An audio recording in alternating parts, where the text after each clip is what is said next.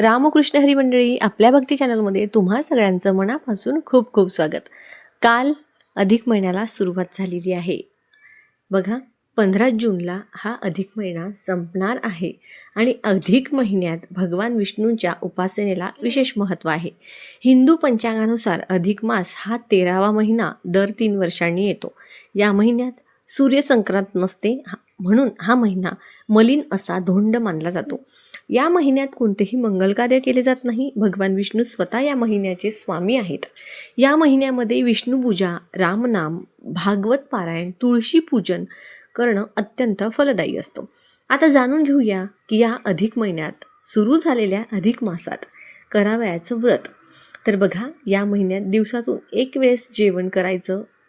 जेवताना उठायचं नाही. जमत असेल तर आवर्जून पाळावं.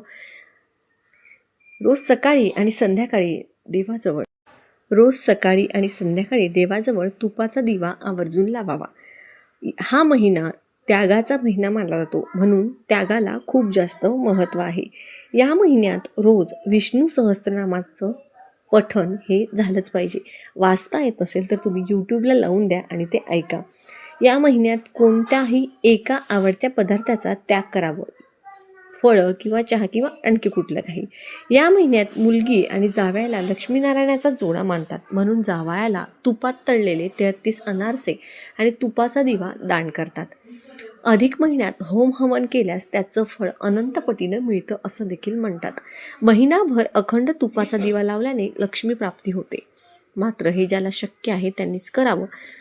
या महिन्यात पुरणाचे दिंडे म्हणजेच धोंडे करून नातेवाईकांना भोजन देतात. या दिंड्यांना धोंडे असे देखील म्हणतात, म्हणून या महिन्याला धोंड्याचा महिना म्हटलं जातं. पण आवर्जून एक वेळेस तरी सकाळी किंवा संध्याकाळी देवाजवळ तुपाचा दिवा नक्की लावावा. अधिक महिन्यात पोथी वाचन, सत्संग आणि अधिक महिन्याची पोथी शुद्ध सात्विकपणाने रोज एक अध्याय याप्रमाणे महिनाभर वाचून शेवटी उद्यापन करायचं. उद्यापन करण्यासाठी देवाला पुरणाचा नैवेद्य दाखवून ब्राह्मणाला भोजन आणि दान दक्षिणा द्यावी किंवा एखाद्या गरजू व्यक्तीला दक्षिणेसह शिधा द्यावा. अधिक मासामध्ये जर तुम्ही कोणतेही व्रत करू शकणार नसाल तर दररोज जेवण करताना अधिक मासामध्ये आपण मौन पाळू शकतो. हे व्रत देखील खूप जास्त महत्त्वाचं आहे. हा महिना भगवान विष्णूंना समर्पित आहे, त्यामुळे भगवान विष्णूंची जास्तीत जास्त सेवा, नाम, जप, ओम नमो भगवते वासुदेवाय नमः हा मंत्र आवश्यक जपा. संपूर्ण अधिक मास पत्रावळीवर जेवण करायचं आहे, ताटामध्ये जेवण करायचं नाही. हा देखील नियम तुम्ही पाळू शकता, जर तुमच्याकडनं शक्य होईल तरच. हे सर्व करणे प्रत्येकाला शक्य असेल त्यांनी नक्कीच करावे. पण ज्याला अखंड तुपाचा दिवा लावणे किंवा इत्यादी सेवा नाही करता आल्या तरी रोज मनापासून नामस्मरण केलं तरी देखील चालते. फक्त मनात भाव पाहिजे. महत्त्वाचं म्हणजे बघा, तुम्हाला मी या महिन्यात सत्यनारायणाला विशेष महत्त्व आहे. सलग सत्यनारायण तुम्ही या महिन्यात आवर्जून करा, संकल्पयुक्त करा. तुम्हाला त्याचा खूप चांगला फायदा होईल. बघा, आपली कितीही कठीणातली कठीण इच्छा आहे ती सत्यनारायण या व्रताने नक्कीच पूर्ण होईल. कारण हा पुरुषोत्तम मास आहे, म्हणजेच विष्णूंची सेवा, आणि विष्णूंची सेवा म्हणजे सगळ्यात महत्त्वाचं व्रत म्हणजे सत्यनारायण व्रत. म्हणजेच बघा, सलग सत्यनारायण कसा करावा याचा व्हिडिओ मी आपल्या चॅनलवरती अपलोड केलेला आहे. तुम्ही त्याच पद्धतीने अगदी साध्या सोप्या पद्धतीने तुमच्या घरी दररोज सलग सत्यनारायण करा. नाही तुम्हाला 21 दिवस जमलं तर निदान 5 दिवस तरी तुम्ही सलग सत्यनारायण करा. तुम्हाला याचा खूप चांगला अनुभव येईल. तुमच्या घरामध्ये धनधान्याची बरकत राहील.